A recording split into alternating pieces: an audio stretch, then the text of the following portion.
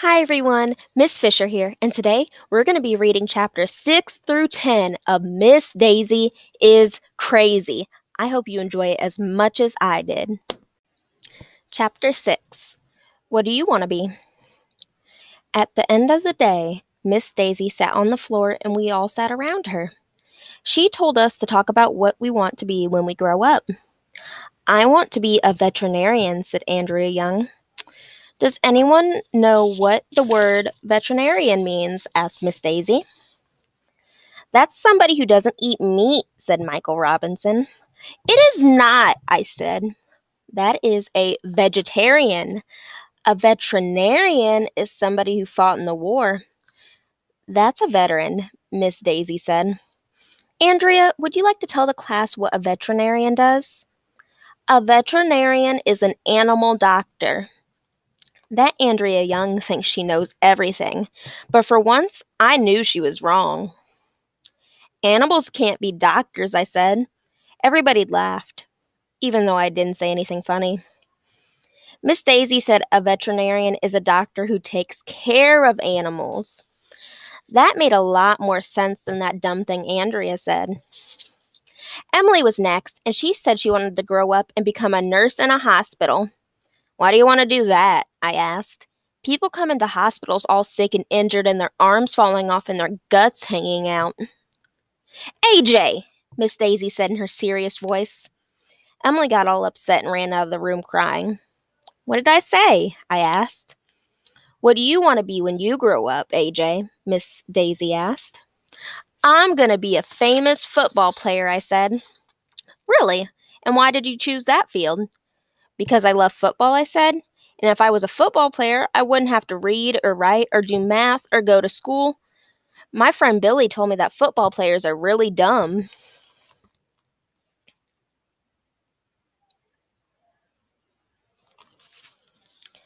Your friend told you that, said Miss Daisy. Yeah, Billy is really smart. He also told me that if you dig a hole deep enough, you can dig all the way to China.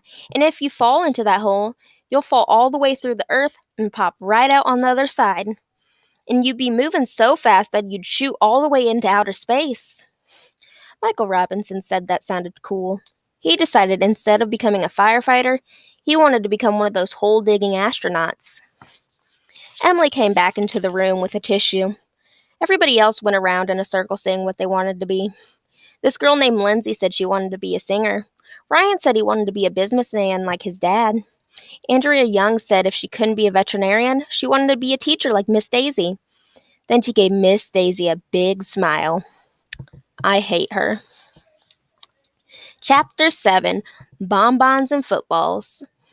The next day, Miss Daisy brought in a box with ribbons on it and told us she had a surprise. What's in the box? We pleaded. It's a secret. Please. Well, okay, she said, opening the box. It's bonbons. Miss Daisy said she thought we might be able to use them for math problems so we could learn together. She put the bonbons on the table in front of the room. There must have been 20 or 30 of them. Can somebody think up of a math problem using bonbons? She asked. Andrea? If you had 3 bonbons in a box, said Andrea as she put 3 bonbons into her pencil box, and you had 3 boxes just like that, how many bonbons would you have altogether? Miss Daisy looked at Andrea's pencil box for a long time, counting in her head and on her fingers. Any dummy would know that 3 boxes with 3 bonbons in each box would equal 9 bonbons. 3 times 3 is 9. But Miss Daisy didn't seem to know that. Finally, she just opened up Andrea's pencil box and popped the 3 bonbons into her mouth. Who cares how many bonbons I would have, she asked, as long as I get to eat some of them. Miss Daisy really needs a lot of help with math. After she had eaten her bonbons, Miss Daisy passed out bonbons for all of us, and we had a bonbon party. Then she said that was enough math for the day and asked what we wanted to talk about for the rest of our math time. Football, I shouted. Miss Daisy didn't like that I talked without raising my hand first. Personally, I don't see what raising my hand has to do with talking. I don't talk with my hands. But she did let me talk, and I told her that football was just about my favoriteest thing in the world, and I know all about it. My dad takes me to every game of the Chargers, a professional football team. Maybe you can help me, Miss Daisy said. I always wondered how long a football field is. 100 yards, I told her. Anybody knows that. Wow, that's a big field. With a field that big, how can you and your father see what's going on?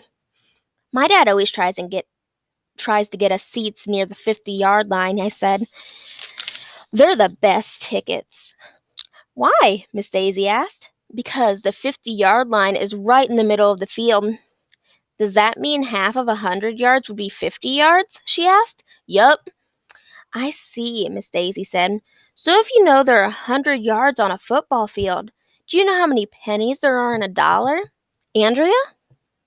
100, hollered Andrea Young, just like a football field. Really? Said Miss Daisy. So if half the football field is 50 yards, how many pennies are in half a dollar? 50! Michael Robinson shouted. Because 50 is half of 100, and 50 plus 50 makes 100. And half of 50 must be 25, because 2 quarters is 50 cents, added Emily. And 4 quarters makes $1, Ryan exclaimed. And 4 quarters makes a football game, too, Miss Daisy shouted, jumping.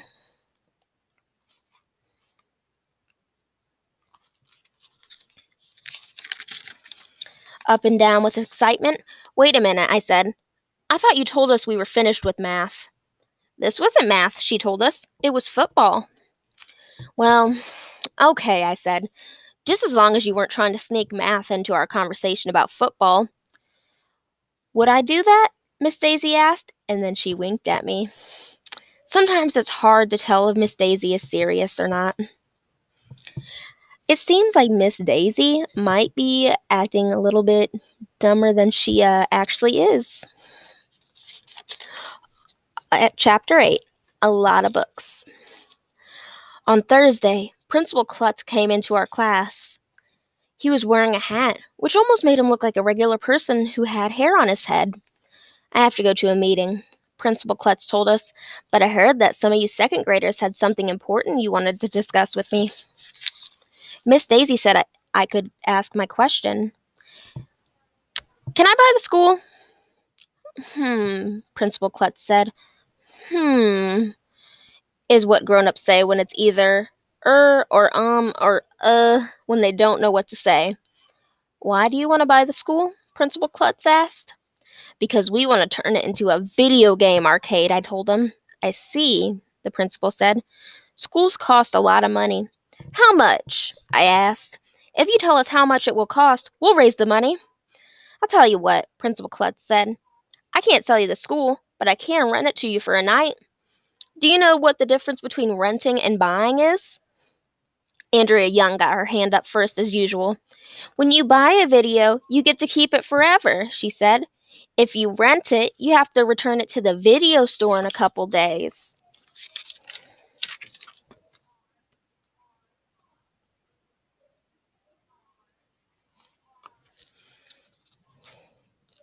When you buy a video, you get to keep it forever, she said. If you rent it, you have to return it to the store in a couple days. That's right, the principal said. Would you be interested in renting the school for a night? How much would that cost? I asked. 1,000,000 pages, Principal Klutz replied. Huh? If you kids read 1,000,000 pages in books, you can turn the school into a video arcade for one night. 1,000,000 pages? That sounded like a lot of books. How about 1,000 pages, I suggested. 1,000,000, said Principal Klutz. That's my final offer. Take it or leave it. Would it be okay if some other classes help us? Miss Daisy asked. Certainly, Principal Klutz said. The more the merrier. And I'll tell you what, I'm going to do it. If the kids in this school read 1,000,000 pages, I will come to the big video game night dressed in a gorilla suit. You got a deal, I said, rushing forwards to shake Principal Klutz's hand. In my head, I was already hatching a plan.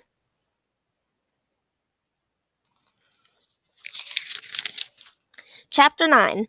Put those books away. As soon as I got home from school, I went up to my big sister Amy's room. Amy's in the 5th grade, so she knows lots of things. You've got to help me, I said. If the school reads a million pages in books, Principal Klutz will put on a gorilla suit and let us turn the school into a video game arcade. I would do anything to see that, Amy said. Amy knows how to work computers really well. She helped me make posters that said, "Let's turn our school into a video game arcade. Let's turn Principal Klutz into a gorilla."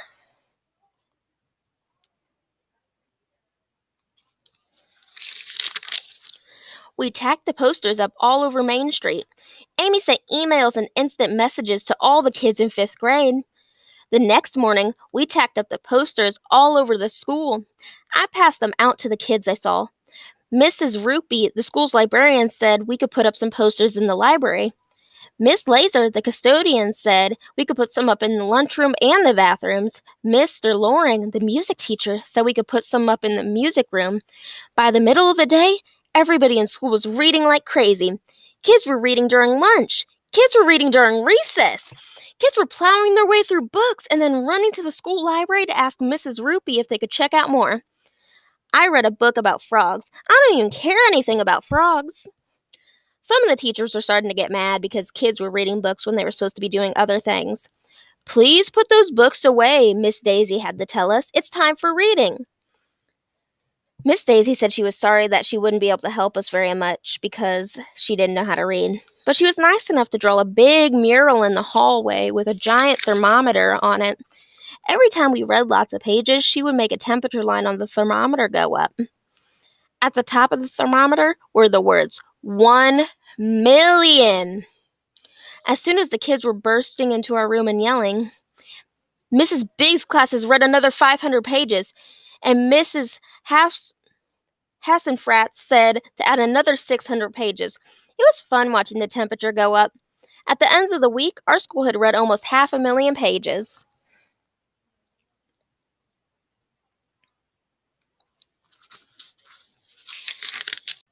Chapter 10. Football players are really dumb. "Boys and girls, today we have a very special and famous guest," Miss Daisy said. "His name is Boomer Wiggins." "Wow," was the first thing everybody said. "Who is he?" was the second thing everybody said. But I knew who Boomer Wiggins was because Boomer Wiggins was my hero. He was the quarterback on my favorite football team, the Chargers. Wow, a real football player right in our classroom. Miss Daisy told us that Boomer Wiggins had a daughter in the 4th grade, and that's why he was spending the day at our school. When Boomer Wiggins walked into the class, everybody gasped. He was really big and had so many muscles that they poked right against his shirt. We all crowded around him, and Boomer let us feel his arm muscles. I couldn't even get my hand around him. Then Boomer picked up Emily with one hand. He was amazing. Then he gave us each a little plastic football. He signed his name on each one. "Does anybody have any questions?" Boomer asked. "Do you like knocking guys on their butts?" I asked. Everybody laughed, even though I didn't say anything that was funny. Miss Daisy said it was butt, not butts, because a person only has one butt. But I said a butt was divided into 2 halves, so it really could be butts. Miss Daisy said that was enough of that talk. I said she shouldn't be complaining because she was the one who started it. "I don't like knocking people down," Boomer told us. "But sometimes we have to, because it's part of the game." "Mr. Wiggins," asked Miss Daisy, "is it true that football players are really dumb?"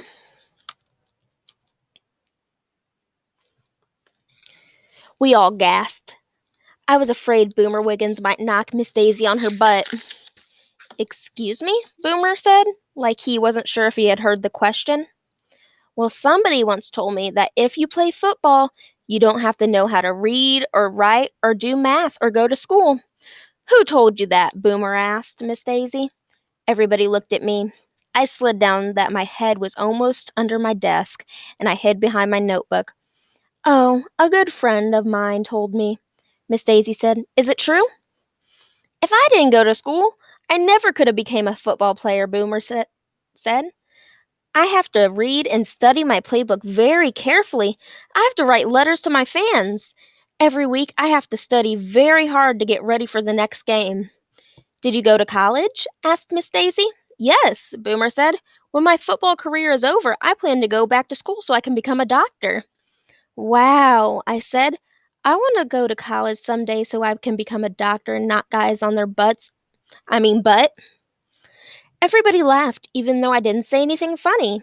Then, to prove how smart he was, Boomer Wiggins read us a book and passed out bookmarks that said, "Achieve your goal by reading on them." Miss Daisy said that even though Boomer read a book to us, we could still add 52 pages to the total number of pages we read.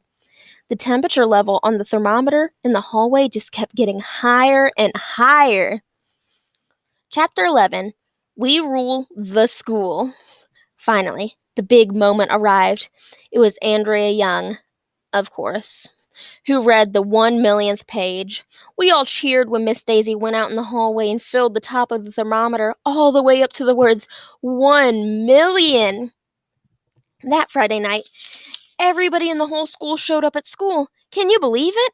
I actually couldn't wait to get to school on a weekend. When we got there, a big banner was hanging over the front door that said we read 1 million pages on it. Principal Klutz was waiting for us. He was wearing a gorilla suit just like he promised. Inside, there was a table for snacks and treats and juice. Miss Daisy had brought in bonbons. But best of all, the gym was filled wall to wall with video games.